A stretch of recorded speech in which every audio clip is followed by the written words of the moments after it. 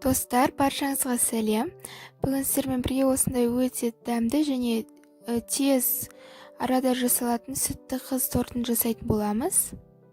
Мен өзім бірінші рет жасадым. Ғаламтордағы рецептен сізбен бірге тексеретін боламыз.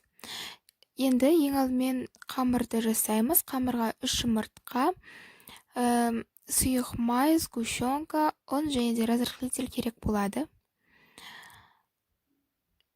Жұмыртқаны миксермен араластырамыз. Одан кейін сгущенка қосамыз. Бірақ бұл қамырды миксерсіз ақ жасаса болады, венчикпен араластырып.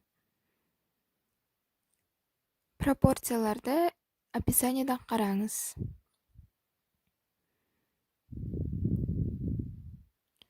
Сгущенка қосқаннан кейін тағы да араластырамыз.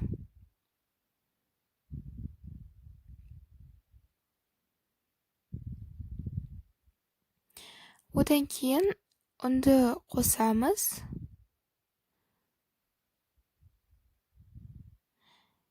Және де 2 ас қасық қопсытқыш қосамыз. Жақсылап араластырамыз. Одан кейін соңғы ингредиент 3 ас қасықтай сұйық май қосамыз.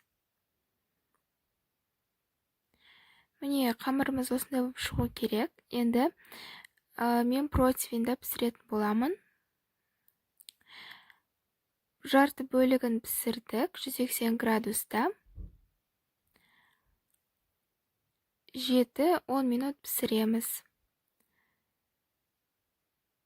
Қамырда екінші бөлігін пісіретін боламыз. Торттың кремі өте қарапайым болады.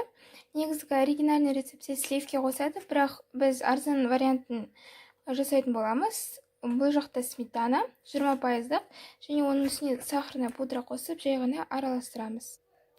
Міне, креміміз дайын. Енді тортымызды жинайтын боламыз. Бірінші коржымызды тарелкеге саламыз. Енді үстіне крем жағып, тура солай бүкіл тортты жинайтын боламыз. Міне, тортымызды жинап біттік. Енді үстін бәрін қалған креммен жағып шығамыз, және бисквиттің қалдығын үгітіп, үстіне жабыстыратын боламыз.